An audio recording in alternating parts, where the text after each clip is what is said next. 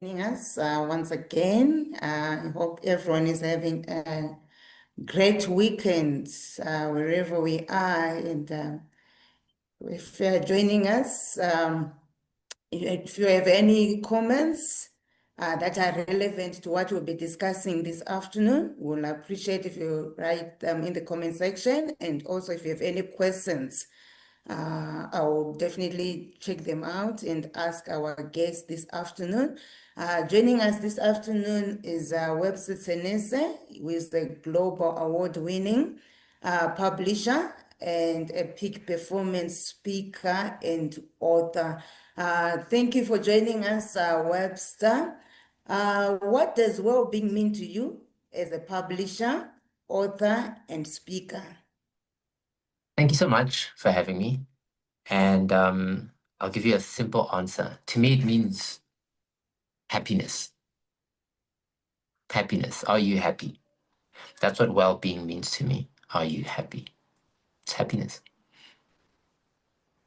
Okay. That's that's short and to the point. As a publisher or speaker, have you ever been harassed online?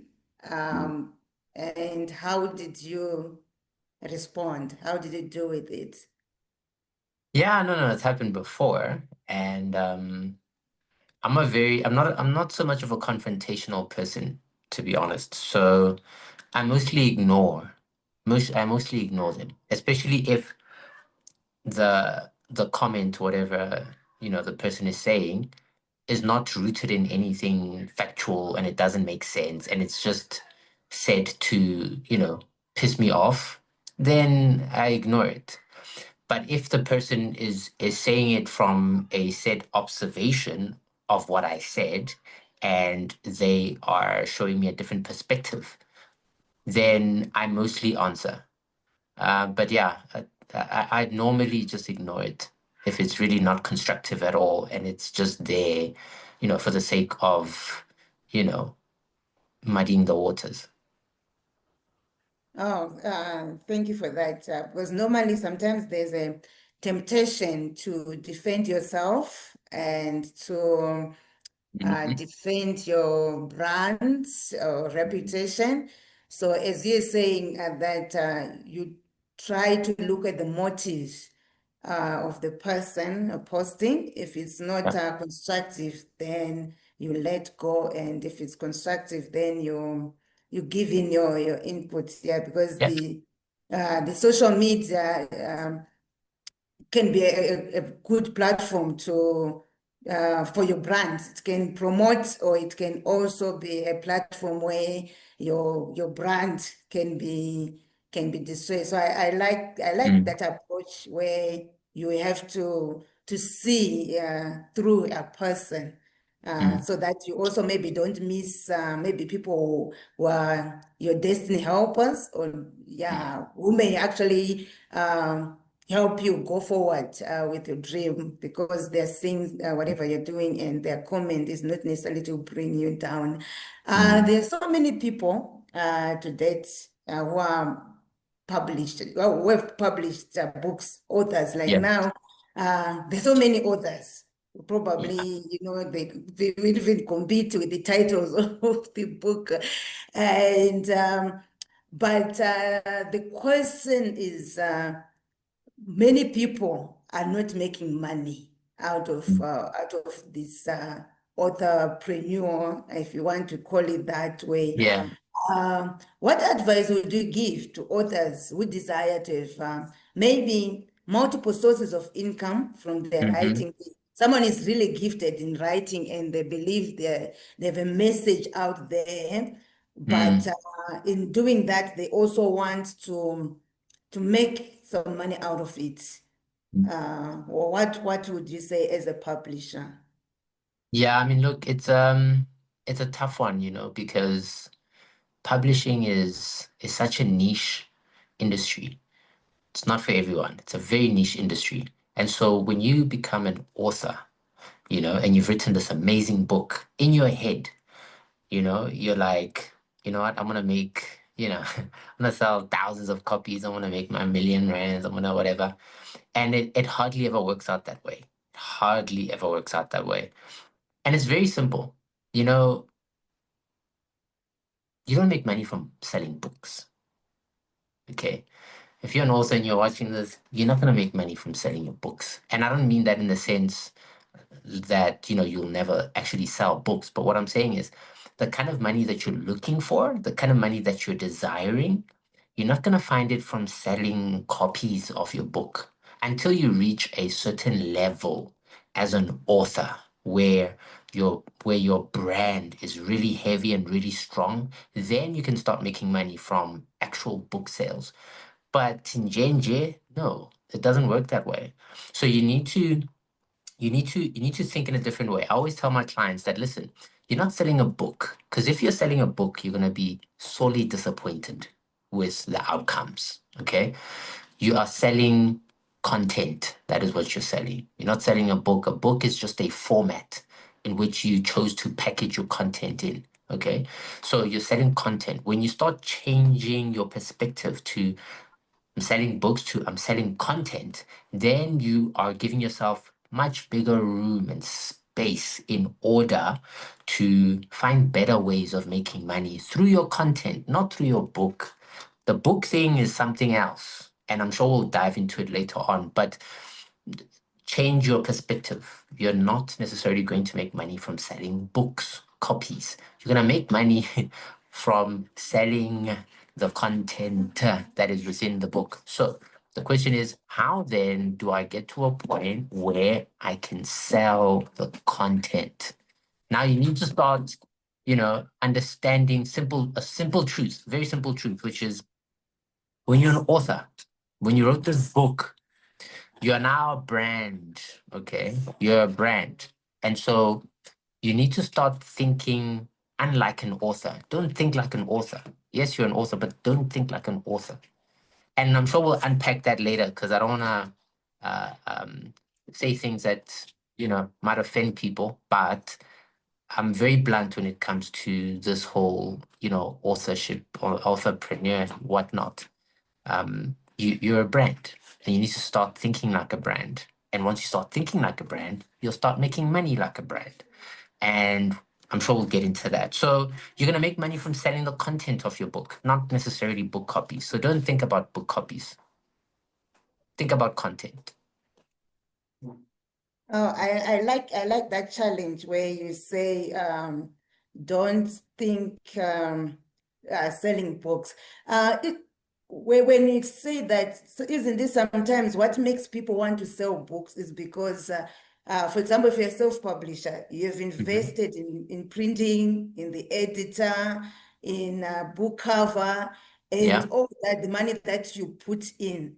Hmm. Um, when you say don't think like an author or don't think of making money out of selling the book, doesn't Yeah. one need to recover their capital, the capital Of for course. breathing? No, of course. But then, and it's going to sound weird, but it's a business. That's what you just walked into as an author. You just started a business. You just don't know about it.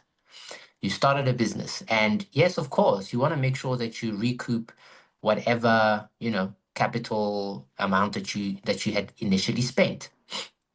But as an author and now as an entrepreneur, you need to know a couple of things. One of them is this is a risk, big one, a big one. Not every book you have is going to succeed. Not every, you know what I mean? Like it's a risk. It's a very big risk. So a lot of times authors would write this book, and granted, maybe the content is great.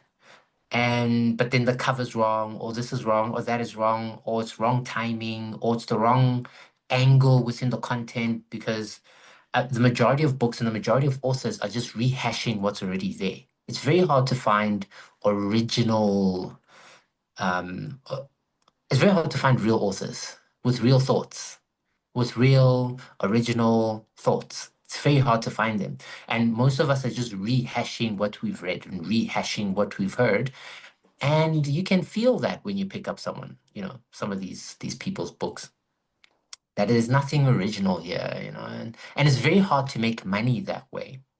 Your title, boring, sounds rehashed, like the cover. So it's not, so there are many variables that lead to whether a book is going to sell or not, which then determines whether you're going to recoup your money spent or not. So, but you want to think of it in this way. Even if you don't get to recoup the money that you've spent, you now have experience. You now know what the industry is like, what the market is like. Because remember, at the end of the day, you're at the mercy of people who are going to buy the book. You're at the mercy of readers and consumers. If they don't like your book, regardless of whether you think it's good or not, then it's chai. You know what I mean? And I mean, there's so many other books and authors whose books are not amazing, nothing amazing, but they sell very, very well. Very, very well. Because it's the market that determines what they want. So now you don't just wake up and write whatever it is that you want to write, you know? You need to know what people are willing to pay for. So as an author, like there's a lot that goes into writing a book. And there's a lot that goes into write before you start writing a book. Like you need to understand what's really going on in the industry, what's making money, what's not. And in saying this, I'm not saying you should be a statistical nerd and go crazy reading everything and trying to plan everything, because nothing is ever perfect. You can have a perfect book and it can, sell 2 or 3 copies. Like everything in publishing is a risk. There's no 1, 2, 3, 4, 5 step to having a successful book or a best-selling book. That doesn't exist. The best you can do is cater for a small group of people of whom's problem you are solving through this book. So as long as you're solving a problem, you should be fine and you should be able to recoup, whatever amount of money that you spent. But now don't be thinking you're going to recoup it in 2 weeks or 3 weeks or whatever. It can take time. It can take a month. For some, it can take a whole year. For some, it can take way more than that. I guess it also depends on how much money you're spending, because publishing is not the cheapest thing around. But the most important thing is for you to not even focus on the money, not even focus on recouping. Because as soon as you do that, you are going to be setting very unrealistic points for yourself that if you don't reach them, you're going to be depressed and sad and start thinking you suck and the like. And that's not the case. And author writes. That's all I'm saying. And author writes. So if the first book didn't make it, it's time to write a second one. If the second one didn't make it, it's time to write a third one. If the third one didn't make it, it's time to write a fourth one. I only started making it, I think, on my third one. So, and I don't, and yeah, no, of course I recouped the cost, but I don't even remember what cost those were. At some point, you forget about these things. The important part is to solve a problem through your book. Once you do that and you're able to effectively communicate the problem that you're solving, you'll be fine. There are many questions coming in my mind, but I hope I'll try to. When you're talking about the market determines, I've heard situations where I heard of a CEO became a bestseller. Yeah.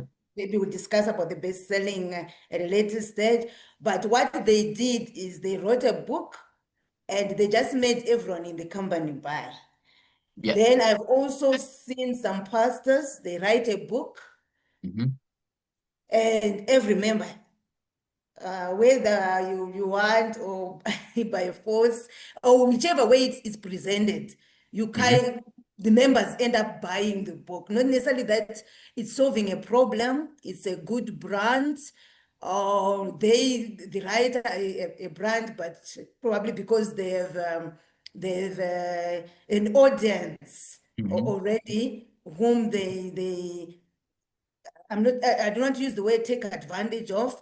What are Mhm. your thoughts about that? Where maybe someone is a conference organizer, they write a Yeah. book because they know they are going to gather some people at some stage, or a Yeah. CEO because of their position. Yeah. Uh, People buy the book, not necessarily that it's going to add value, but Mm. probably because of the position, or a pastor who writes Mm. their book and they say, before everyone leaves the church, get a copy. Mm. And because you want to come back next Sunday to church, you buy the book. What are your thoughts? Is that like risk? You're talking about risk. Is Yeah. that risk mitigation thing, or it's we're talking about wellness? It's Mm. abusing your market. Yeah. I mean, look, this is a business once again. Guys, at the end of the day, this is a business thing. And when it comes to business, um, there's there's certain principles, you know, there's certain principles that govern success. And the problem ends up being where we add morality to the mix, because morality and our morals are subjective, they're not objective. And so everybody has different morals. Everybody has different morals. And so for the CEO who's doing what you're saying, there's nothing wrong there, you know? Are they going to sell more books faster? Of course.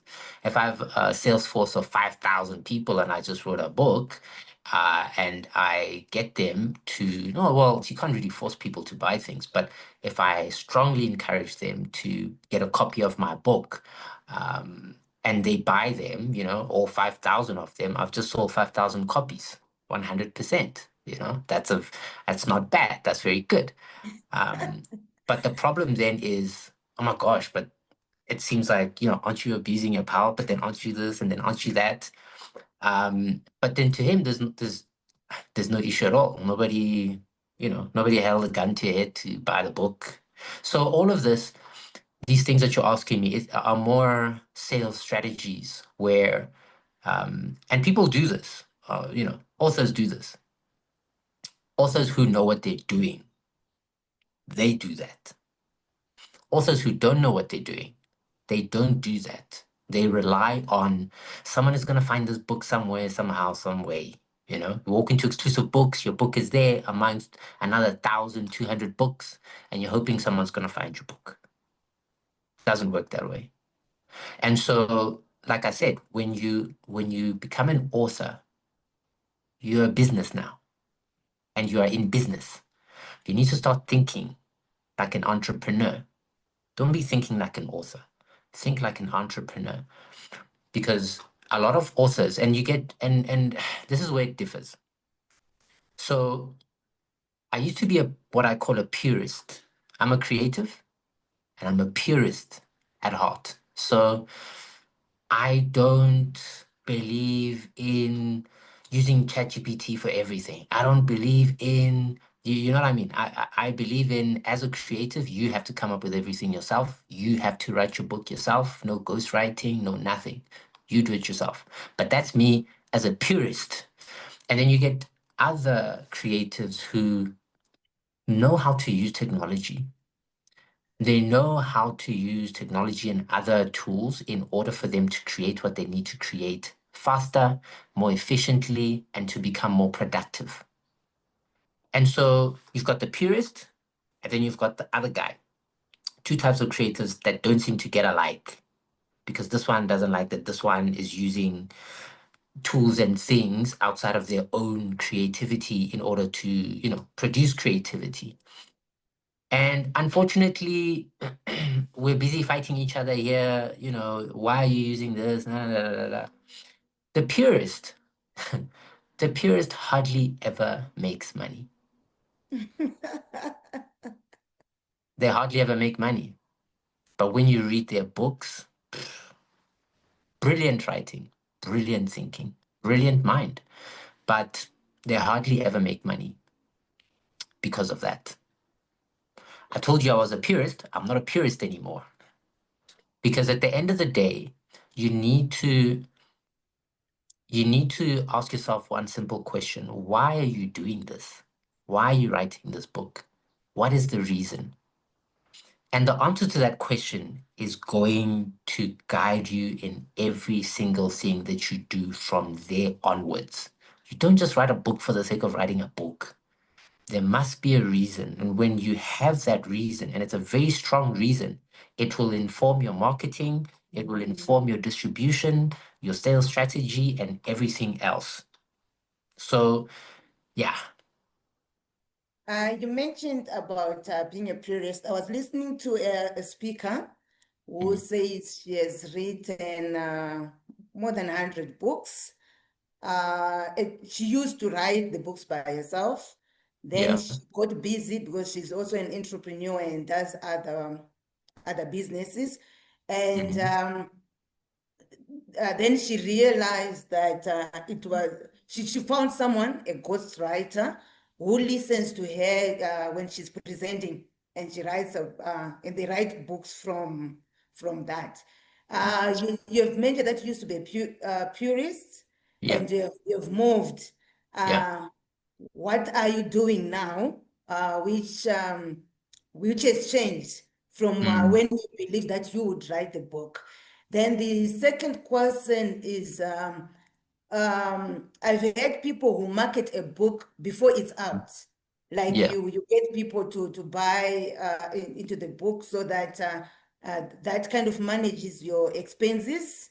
Mm, Uh, Maybe you print on demand. mm, Does that improve productivity, and what's the take? What's your take about that? And yeah, mm. also what's changed? And also on the Chat GPT, there's an issue of ownership. If you get the Yeah. Chat GPT to help, uh, who owns the material at the end of the Mm. day? Uh, Yeah, no, no, no. So we're smarter now. We use technology as much as we can in order to help us to publish great books. So I also still write their own books at the end of the day. We've got different ways of extrapolating that content that we want, whether it's ghostwriting, whether it is, what do you call it? Transcribing, because we have some authors who maybe are not the best at writing, but they're very good at speaking. And so we would structure the book, plan the book, and then all they have to do is speak. And then it transcribes what they're speaking into both text form and into audio form. And then that text form, we obviously then restructure and all of that, and then send it off to our editors. That's a much faster way of doing things. But that happens once again when your client is not a writer and cannot put words down, but they can speak. So there are many ways of extrapolating and getting that content. So we use a lot of technology. It's made life much easier, much more effective, and it takes less time to publish, way less time to publish. And I mean, so for us, it's working very well. And yeah, I love it. I love it. I've got no issues with it there. Like I said, I've moved from being a purist purely because, like I said, purists don't make money.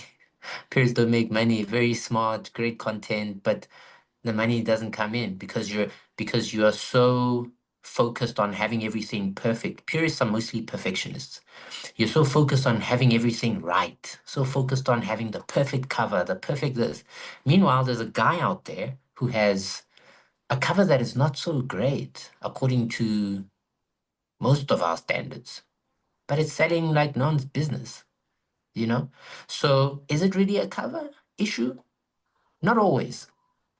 Sometimes it's a confidence thing. And we get to a point where we don't feel confident enough. I want it to be perfect. I want it to be. And as an author, that's where we get lost because no matter how perfect your book is, it's going to lose some people. Not everybody's gonna buy it. Not everybody's gonna like it. And so you need to just do what you need to do. But a lot of purists find an issue in doing that. So yeah, so for that reason, we don't do that anymore. But then also when it comes to now the ChatGPT thing that you're asking, obviously ChatGPT is a problem when you don't know how to use it. The problem is not knowing how to use it, number one. But then also, yeah, you must remember it's pulling from every known digital source at the end of the day.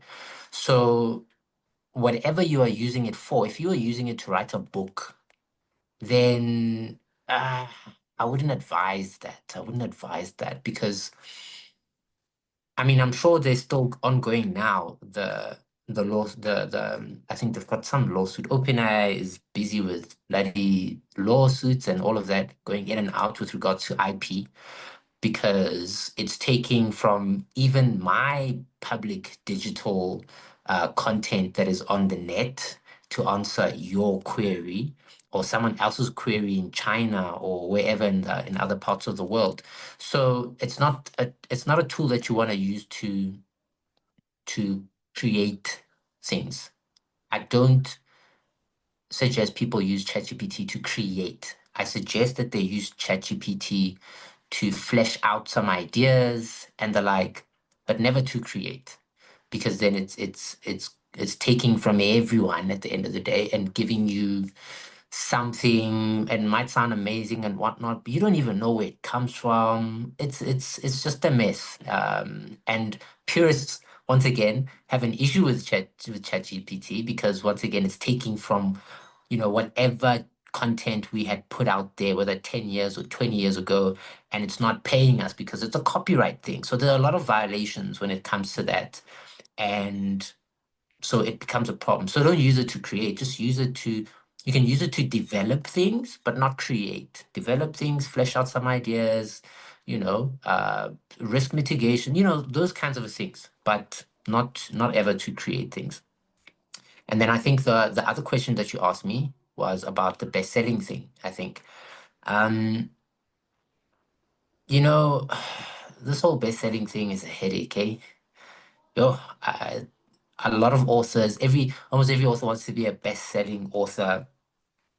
And I always say it's not what it's cut out to be. And it's not something that you should solely focus on, you know. Just like we were saying, you can go on Amazon, you can be you can be an Amazon bestseller, right?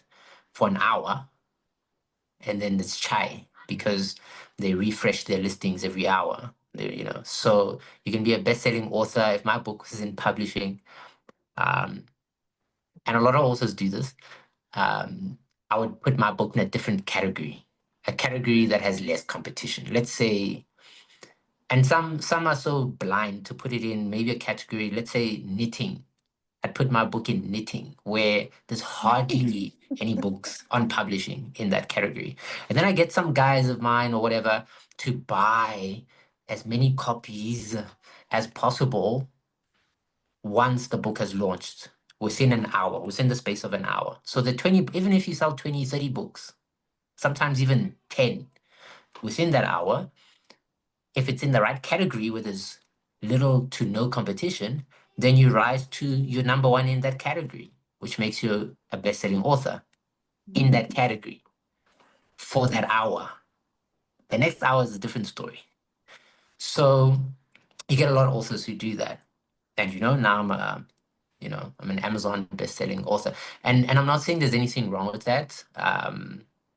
For me, it just this best-selling status has lost its thing. Unless if we're talking about a New York Times best-selling author. New York Times, Wall Street Journal, I think are the last two that have at least kept their dignity. Everything else, nobody really cares. To some people who don't know how this thing works, it's like a wow. So you must have sold 10,000 copies. No, I sold like 20. But you don't need to know that. I'm not going to tell you that.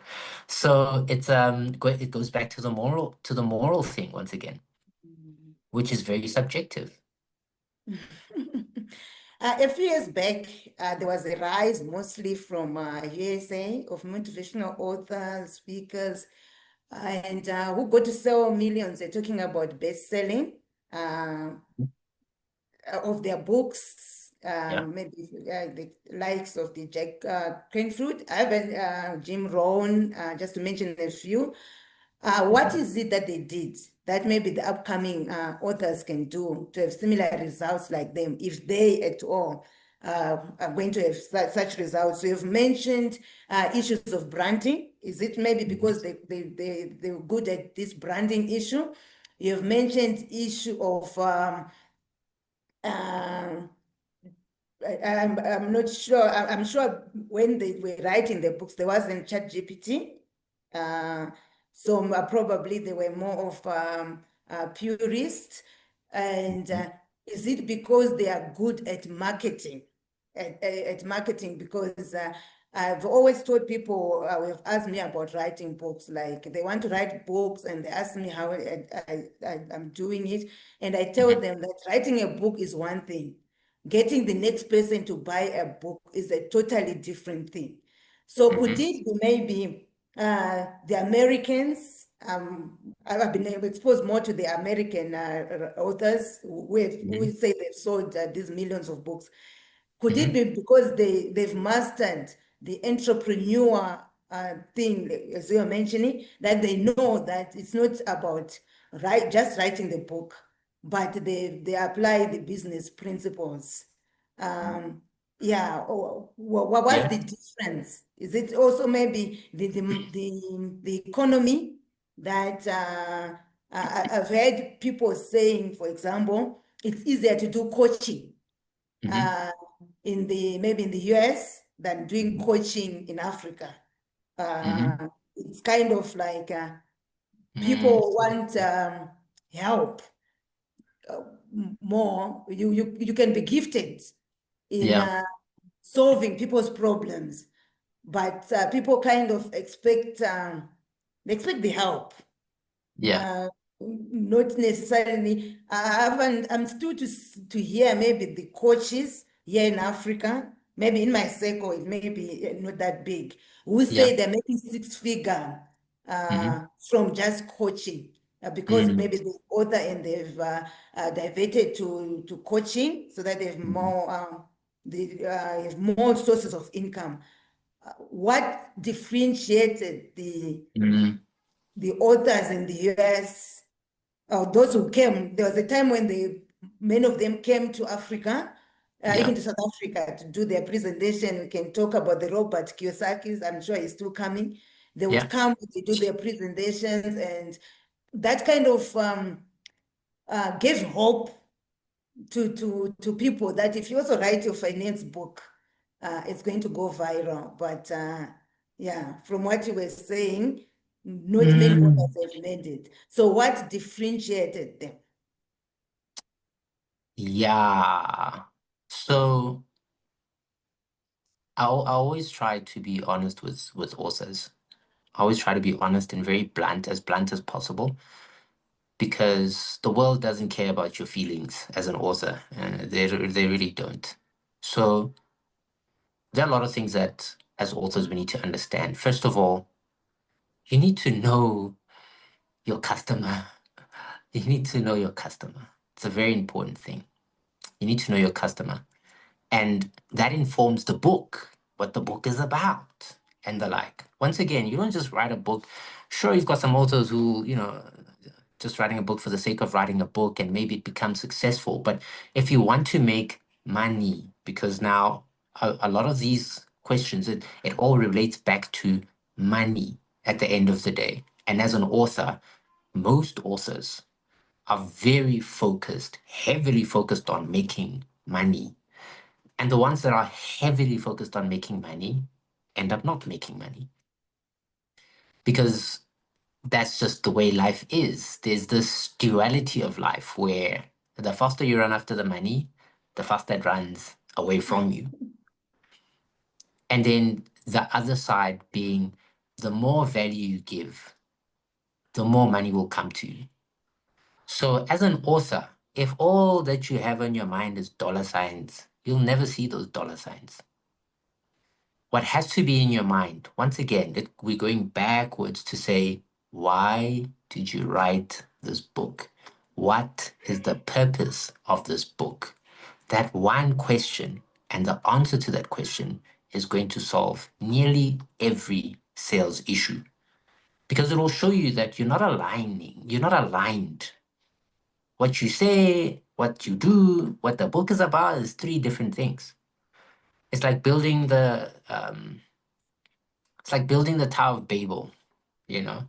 Um, when God confused the guys' languages, none of them could hear what the other one was saying, and so it's kind of pointless to build. Now, you're building something that is not cohesive. Now you're adding a wrong amount of this and that because we're not understanding each other. Then we just abandon it because we're not aligned.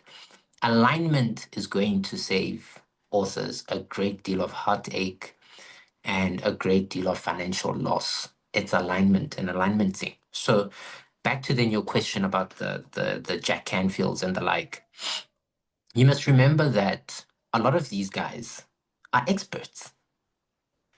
Once again, they didn't just wake up one day and just write some random book. When you talk about Jack, a lot of people don't even know who Jack Canfield is, right? But a lot of people will then know what chicken noodle soup for the soul is, right? Because it's an amazing book. It has sold tens and tens and tens and tens of millions of copies. And that's where Jack and I forgot his co-author, that's where they come from. But then Jack is a motivational speaker. He was a motivational speaker way long before he wrote that book. And he talks about how the book came about. And that he would then focus on telling these stories, da da da da da da da da da da da. And once they found that, people gravitate towards these stories and people are asking about these stories more often. Okay, let's put these stories in a book. And that's where Chicken Noodle Soup for the Soul came in. And then once they tested the market, when it comes to publishing it and seeing if it's actually going to make money, and it starts making money, and then it really starts making money. And then obviously as a speaker, once again, you're able to sell your books after every keynote or whatever. And more people buy your books because of the story. You see, and I'll do a little segue. Stories are very important. Very, very, very important. And the most important story is the story that you tell yourself as a person. The reason you might not be succeeding and your book might not be working and the like, it may not even be because the cover or this or even the stuff that you and I are talking about now. It could be purely because of the story that you tell yourself, that you're not worthy of success, you're not worthy of long-term prosperity because you grew up in wherever, because your mom once told you this or your dad once told you you're useless or whatever. And so that finds its way into your soul and it taints every single thing that you put your hands on. And when it's something like that that rules your subconscious, it manifests in everything that you do. And you believe it because it manifests in your life. And the more you believe it, becomes the more it manifests in your life, becomes the more you believe it, becomes the more it manifests in your life. And it's just a vicious cycle. So it's also about the story that you tell yourself at the end of the day as an author. And once you tell yourself the right story and you write your own story, a winning story, everything else around you starts to change. So that's part one. But then all these guys are experts. So they're not just writing for the sake of writing. They're building their brand. You build a brand on top of content. Something like Chicken Noodle Soup for the Soul did well. And then they started with Chicken Noodle Soup for the Teenage Soul, Chicken Noodle Soup for, you know what I'm saying? And just repurposing and repackaging because they know their customer base. They know that there are certain things that will always sell. Hope is one of them. Hope will always sell. Hope, faith will always sell. The more you give people hope, the more they will buy into that kind of a book. And so then Jack only started a couple of years ago writing his own books and branding himself as an expert as well, because it's impossible to brand both the book and the author. You have to decide which one you brand first. To this day, chicken noodle soup for the soul is a highly, highly, highly valuable, reputable brand. Very, very, very highly reputable and valuable brand. And Jack Canfield is building his own brand now. So that's one of the reasons why a lot of authors don't sell millions and millions of copies. You have to decide, what are you branding? Are you branding the book, or are you branding yourself as an author? Which is which? You can't have chicken noodle soup for the soul and Jack Canfield at the same time. You can't brand both. You need to build your brand on one of the two. And so they built it through chicken noodle soup for the soul until you get to a point where you're happy with that and you say, cool, now I need people to know who I am as an individual so I can build my own brand. And then you slowly start with your brand. I hope I'm making sense. So that's one of the reasons is because people are not building their brand properly. And you build your brand on your expertise, and your content is on your expertise. When you do that, you are publishing what I call your fingerprint. And all our fingerprints are different. And we are all valuable, invaluable. My solution can solve this guy's problem. Your solution can solve that guy's problem. But that the only way it's going to happen is if you publish your fingerprint, which is your own unique experiences, your own unique knowledge, your own unique wisdom, your own unique expertise. You know what I'm saying? So there can be 10 lawyers, but they're all 10 different lawyers with 10 different levels of experience.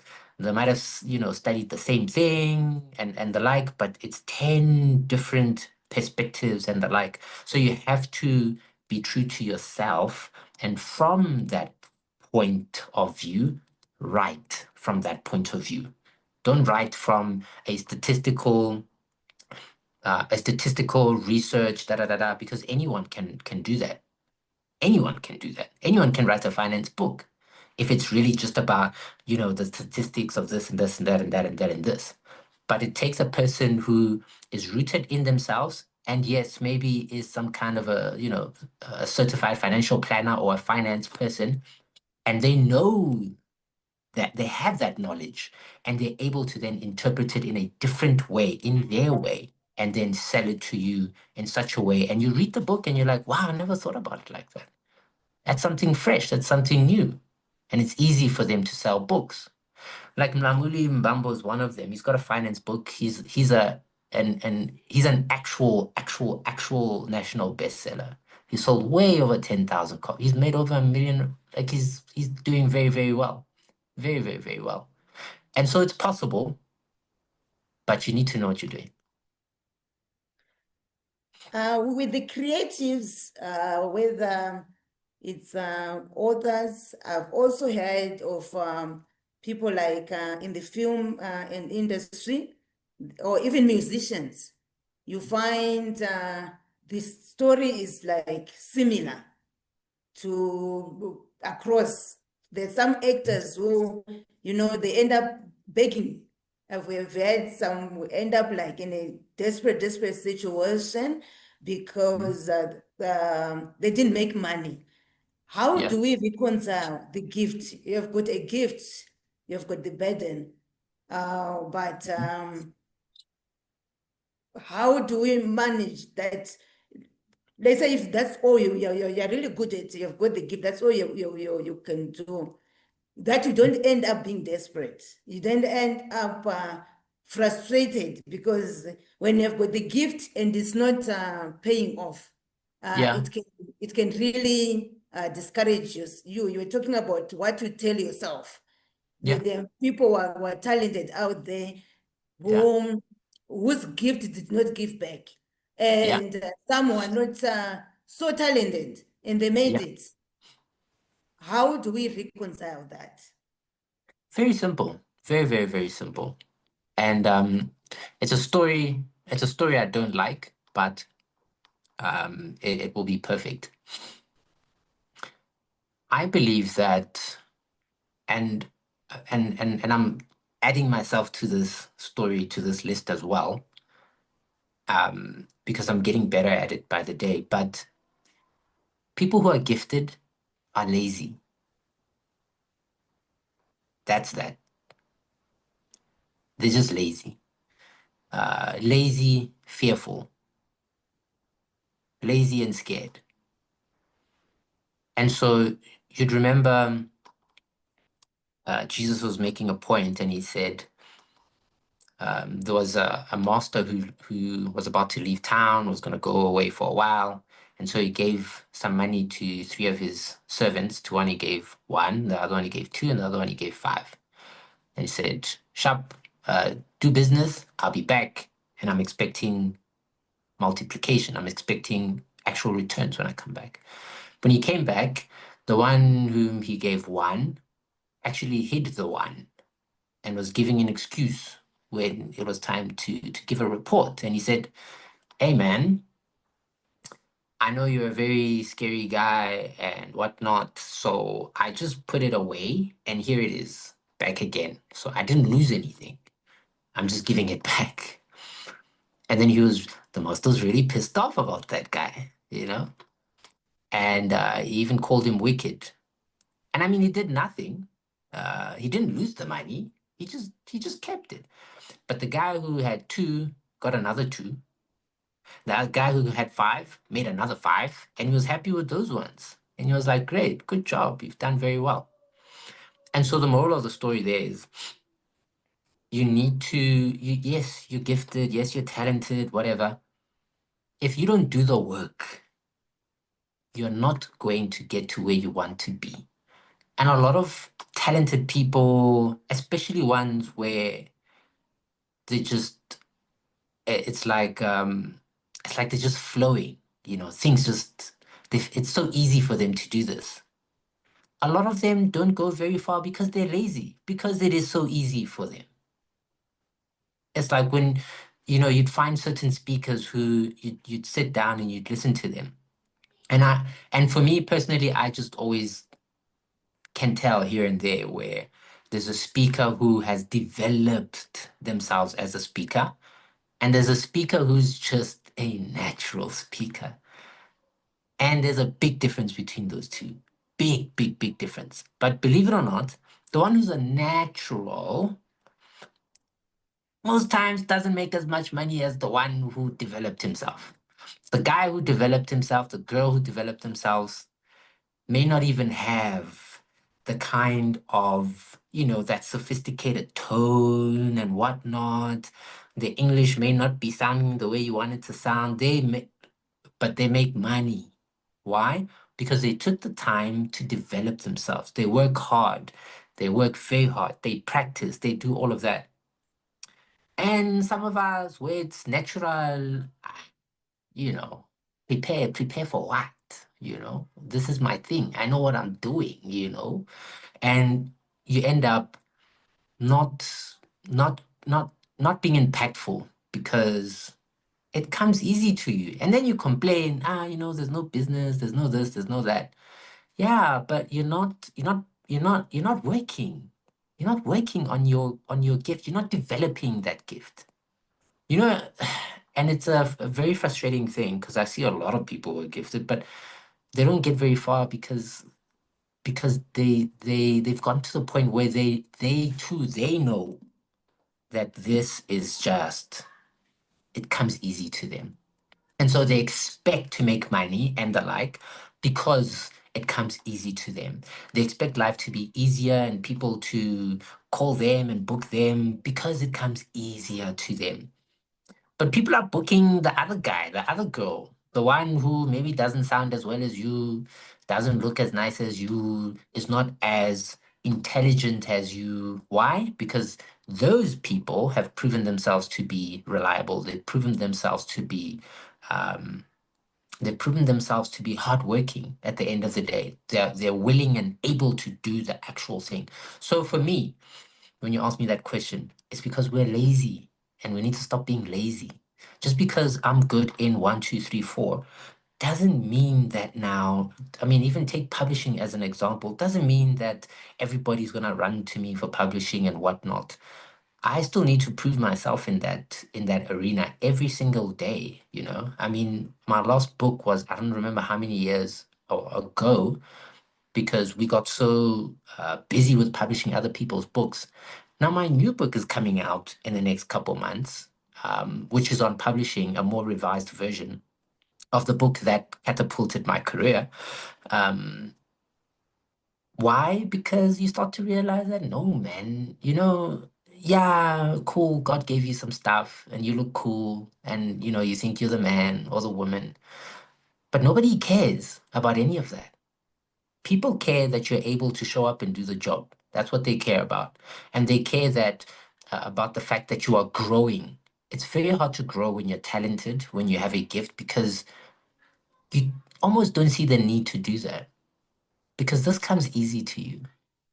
What am I going to learn, you know, as a speaker? What else must I do?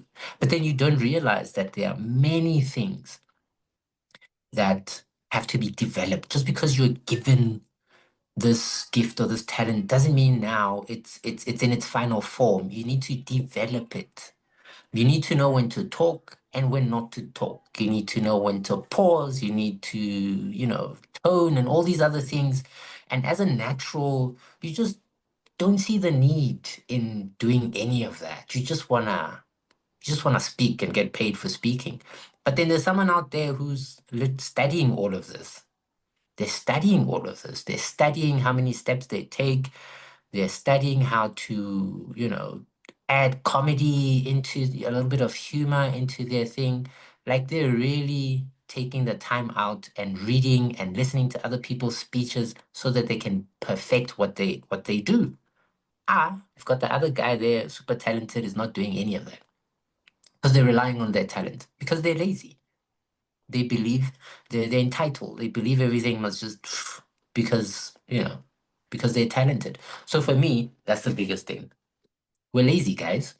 We need to stop that. We need to develop ourselves. We need to read books. We need to buy books and not go on some uh, website where you can steal books there for free. You need to go to a bookshop and buy a book and spend the $300 or the $350 and actually invest in yourself. You need to go and listen to other people speaking. You need to go on YouTube and watch keynotes. You need to, do as much as you can so that you can learn and expand because it's when you expand your territory internally, that's when you can take more. And when you do that, your gift will flourish and people start to realize and recognize you and start to book you and all of that. And they will not regret it because you're not going to get up there and make them look like a fool because you didn't prepare. So for me, that's the biggest thing. We're lazy. We need to stop being lazy. Do the work, pay the price. It's a very high price, but we need to pay it because it will pay you in the end 1,000 times more than what you paid. Thank you very much for that. When you're gifted, pay the price because it will pay you later.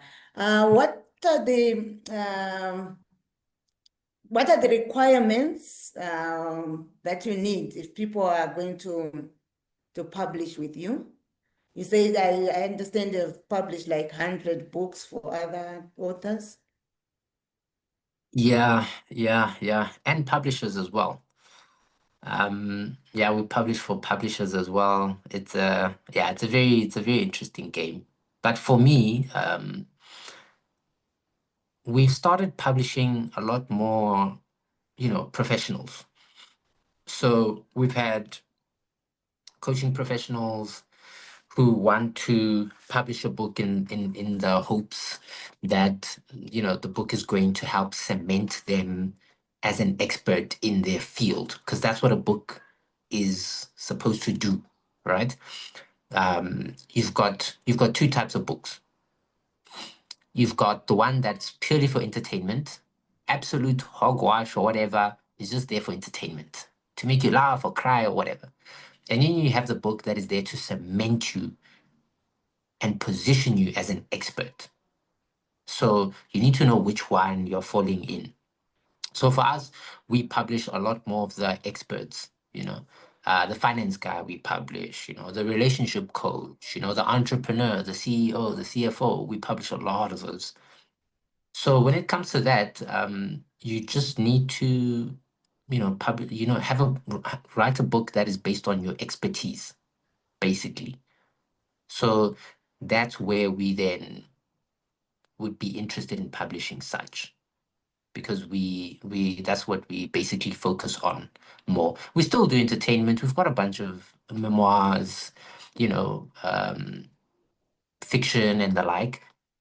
But my favorite thing is to build brands. And so we do that by positioning, what I call expert positioning. We do that through expert positioning. So that's how we then decide, is this a book that we want to publish or not? Because when you're an expert, people tend to value your content more because they believe you know what you're talking about.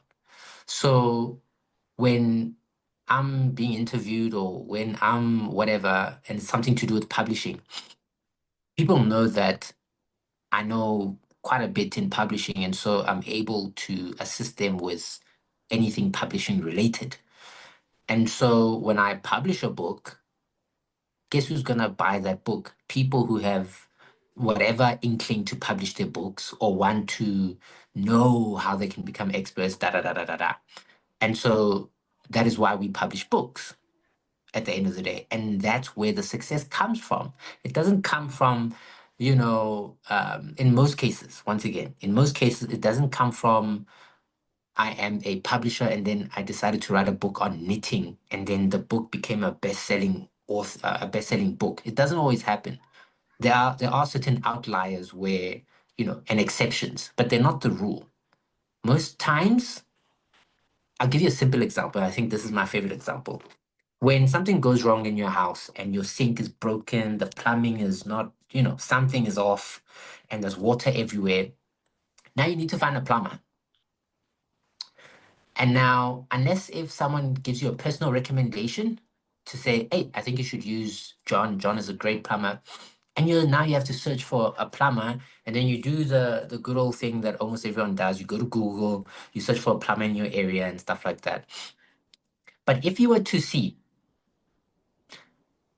a plumber, and maybe it was an ad or it was something that you walked past or a friend called you and was like, hey, this plumber's the best. He even has a book on plumbing.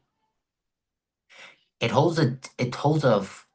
put that person above every other plumber because that person not only has actual experience and the like and expertise in being a plumber, but they've also found a way to demonstrate that through a book. Obviously, you're not expecting to open that book and then see pipes. You're hoping to open that book and get an understanding of where this person comes from, how did they build this business, but then also what are some of the crazy stories, that they have from when they had to, visit this house that had a burst pipe because it was haunted or whatever. You're expecting something interesting, and when you read that book, you're going to want to support that plumber even more. So for me, that is what distinguishes authors from experts. So don't just be an author, be an expert author. An expert author is something totally different because you have cemented yourself as an expert by showing it in your book, in your content.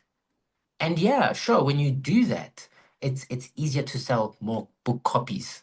But then also, it's easier to repurpose and repackage that content into something totally different.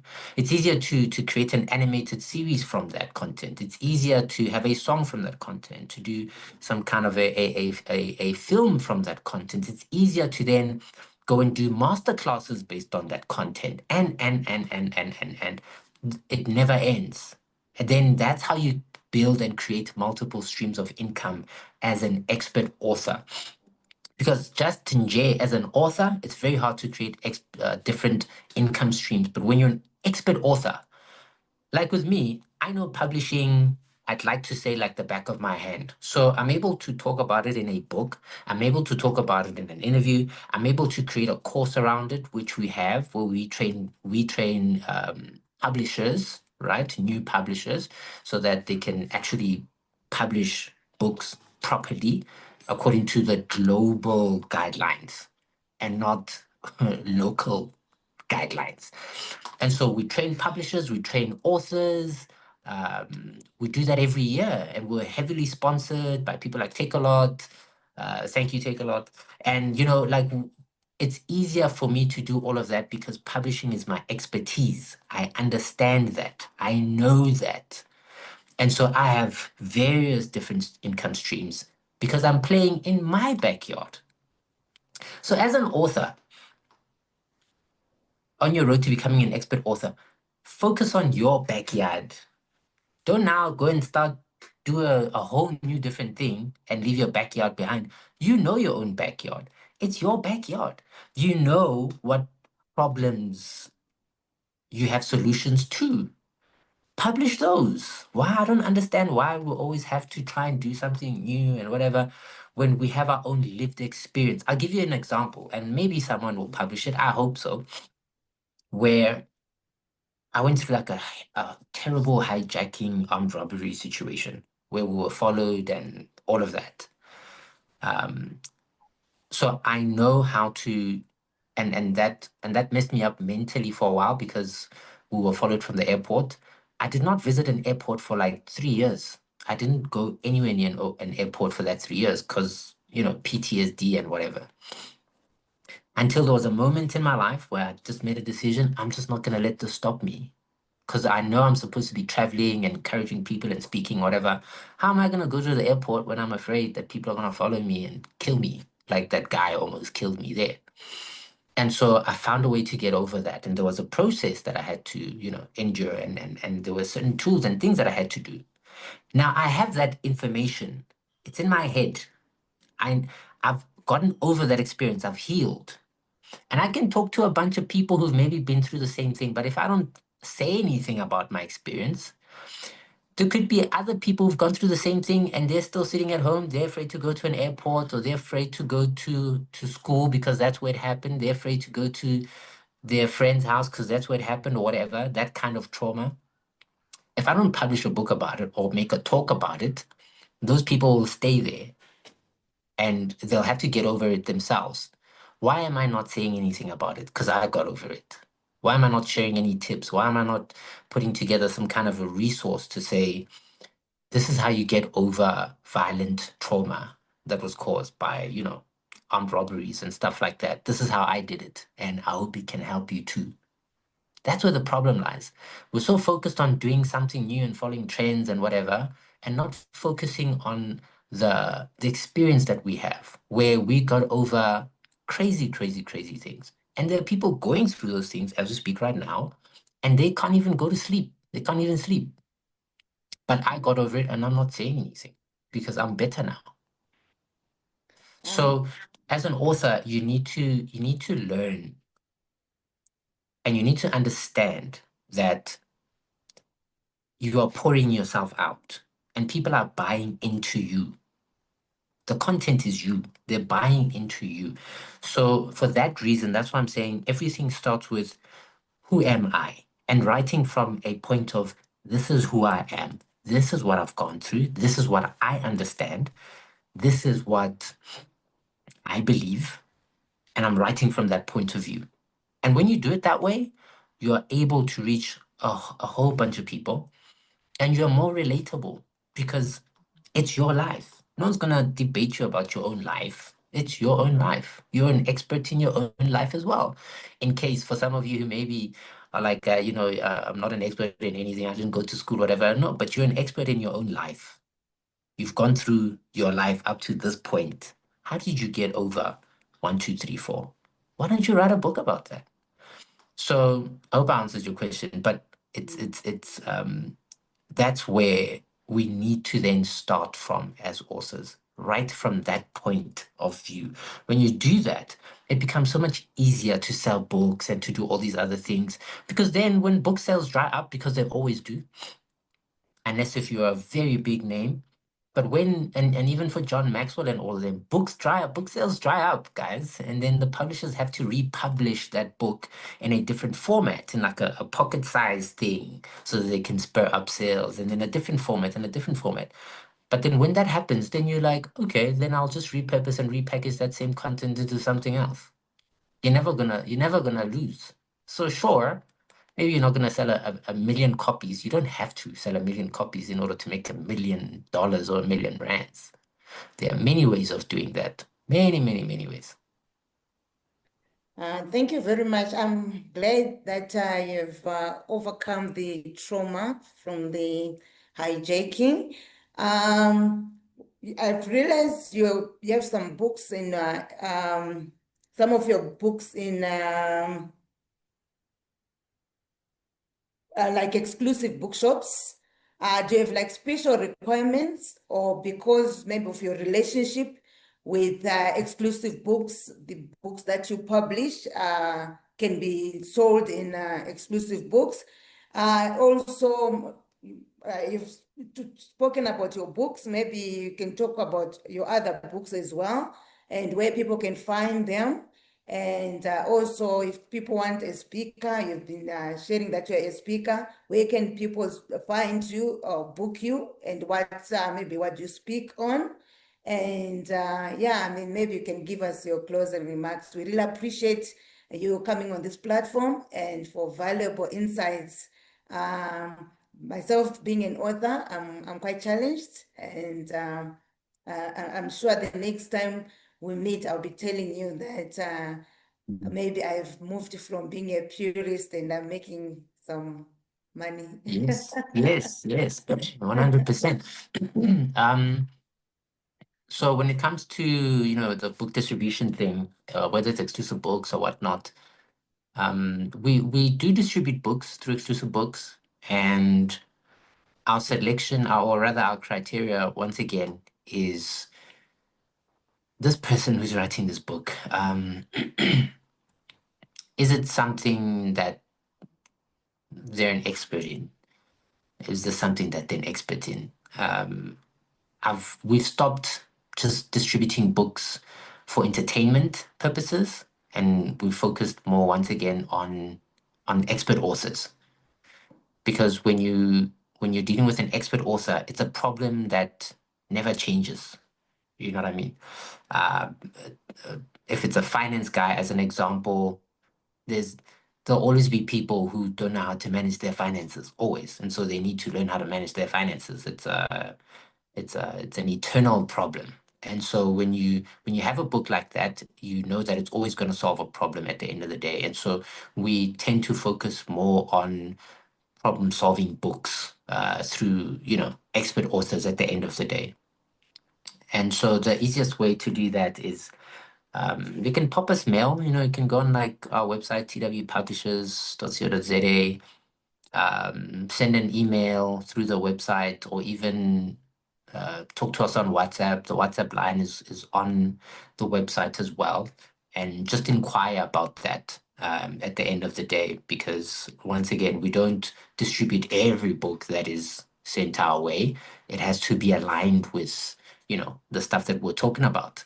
And also it has to be marketable. And it has to be beautiful when it comes to exclusive books and the like, because the cover sells, you know, uh, covers, it's about 80% more important than the content. And up until you pick up the book, then the content starts to shine. So when it comes to stuff like book distribution, the cover is very important. We don't just distribute anything. It has to look a certain part. The size has to be, the size is a big thing as well. It's important. You need to note the size, the cover. Is it, up to scratch? Is it quality? The printing itself is more important. Is it a quality book? There's certain types of paper. Then it gets way too technical with the paper and the weight of the book and all of that. And we found that when something is standardized, it's easier to sell. When your book stands out there, whether it has a beautiful cover or not, but it's heavy and heavier than all the other books, and the paper is too different than all the other books, then it becomes a problem, because an avid reader who's used to reading books feels like, hey, something's not right with this one. It doesn't feel like the other ones. So I don't know. It's either really good or really, really bad. One of the two. So yeah, that's something that they'd have to inquire about and um, submit their cover and a synopsis so we can see if it makes sense. If it makes sense, then we can have a chat and take it further. But once again, bookshop distribution is not for every author. It's a financial thing. Um, and it's very hard to sell a book through bookshops if you're not marketing your book at the same time. And if you're not an expert or solving a problem. So you don't want to just have your book there and then it's not selling. It happens a lot and there's returns. It's a whole book distribution is a whole new chapter all by itself, a whole new problem. But anyways, with that being said, um, I think closing remarks from me is just to reiterate everything that I've been saying so far. Know who you are, accept who you are. Know who you are, accept who you are. I'm not saying accept the lazy part of you and all. Accept who you are, where you are, accept who you are. Because your experience, everything you've gone through, the wisdom you've garnered over the years, all of that has culminated into where you are right now and who you are right now and the amount of money you're making right now. All of that has culminated into who you are right now. And so you need to write once again from that point of view. Don't write from any other point of view. This is who you are. And so start writing from who you are. Don't write from who you want to be or who you were. You write from who you are. And then you use the wisdom that you've gained over the years from these experiences, and then you find a way to make it entertaining, to get the point across in your book and whatnot. And this doesn't even have to be a book, it can be a video, it can be whatever. But write or share your life, basically, is what I'm saying. Share your life. Share your life with all its good, bad, ugly. You can keep the ugly to yourself, but you can share the good and the bad so that people can learn from you. Because maybe not the number one, but maybe the number two thing after knowing who you are is that this is what helps you build an audience of people who actually will, when you drop a book, will go out and buy the book. So you don't have to put your publishing book in the knitting category on Amazon just to sell 20 copies so that you can call yourself an Amazon best-selling author. But you actually have an audience of 1,000 people who like you, who love to hear from you once a week because you show them a video, because you share with them through video, whatever, your tip for the week or what you went through, and you tell him about these stories where you got hijacked or whatever, or you had to beat some robbers with a baseball bat in the house when they came in, and all 10 of them, and all these stories that people are interested in those stories because it makes you relatable, it makes you look like, oh, okay, so you do go through these kinds of things. Oh, so you are just like me as well. But then also you're smart and you have a book. People don't understand when you have a book, the general population puts you way up there because you have a book. It's seen as, it's like getting a degree for some weird reason. People just think you're smart and you are an expert because you have a book. So you have to uphold that and prove that indeed you are an expert, indeed you are valuable, indeed you are trustworthy, and publish content that is like that. And I'm speaking more to myself as well to say that's what we as authors, as expert authors, need to do, because that's what differentiates successful authors from not so successful authors. It could just be that it's not just your cover that is not doing well or whatever. Your content could be amazing, but it could be just don't have an audience. Nobody knows you. Nobody cares enough about you to engage with you and all of that. You know what I mean? And so why would they buy your book? They don't know you. You're like a Facebook friend, you know?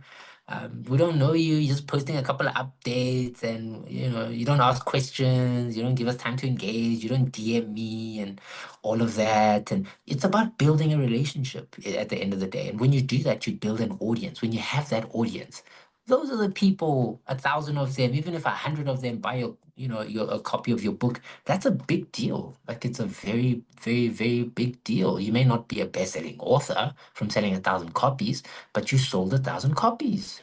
And you can make the rest of the money that you want from doing other things that are related to the content. Don't think so much about book copies and selling book copies and selling book copies. It doesn't always work that way. If you set yourself up like that, and you get disappointed, you're gonna be crushed because you really wanted to sell 10,000 copies and whatever, and now you didn't, and now you feel like a failure or whatever, and all of that. No, that doesn't add value. I promise you, if you add value, everything else is going to make more sense, and it's going to be much easier to scale from there onwards once you add value. So I think for me, those are my closing remarks. And yeah, if anyone needs me as a speaker, obviously I speak on publishing, as you can tell, anything and everything to do with publishing. I talk on that, but more so on becoming an expert author and how to share your expertise and how to build an expert brand at the end of the day. And the peak performance strategies that you spoke about in the beginning. Like I said, I've had quite an interesting life up to now. I've been through a lot of things. I've done a lot of stupid things, and I've survived and I've thrived, and I have healed through a lot of things. And so I came up with my own models. I've got my own peak performance mindset model that helped me when I went through some crazy times. And that's what I teach, what do you call it, corporate teams and the like, on how to build and develop a peak performance mindset, or what I call a peak mind, because everything is a mindset issue at the end of the day. And once you break the mindset issue that you have now, and you build a new mindset, then you're able to achieve much more than what you did before. So for me, that's basically what I normally specialize on, and I love it. I travel, I speak, and I love it. I really love it. So once again, you can always just find me. Just go to Google, Webster Tsenase. Everything about me will pop up, whether it's my handles on social media or website, and just connect with me. I'm very easy to find. Let's put it that way. I'm not hard to find. I'm very easy to find. Just say Webster Tsenase. You'll find my crazy videos on YouTube dating 15 years back. And that's the thing with content, like I said. You share your life, you share that content, and content never dies. Especially if it's digital, it never dies. 20 years, 30 years, the videos will still be there, and it will still be helping people's problems. Sure, maybe you don't have 1 million views, but the right person will see it at the end of the day. So yeah. Thank you very much, Webster. We can feel the passion. Well, we can feel it. I'm sure I'm sure Passionate. our viewers, whether they're watching now or they'll watch later or they watch on YouTube, they'll also feel the passion. It's quite contagious. Thank you very much for Thank joining you. us. As Webster said, if you want to get through to him, you can Google him, Webster Tsenase, and you'll find the contact details there, or you can write to him on webster@twpublishers.co.za. If you don't like to get a hold of us, you can write us an email to tafazwa@tafazwamasbukospeaks.co.za. You can also check out our website, www.tafazwamasbukospeaks.co.za. And you can also subscribe to our YouTube channel, That Dream That Was Worth Fighting For. Thank you very much for joining us. Let's dream together and let's grow together. Your dream is worth fighting for. Cheers.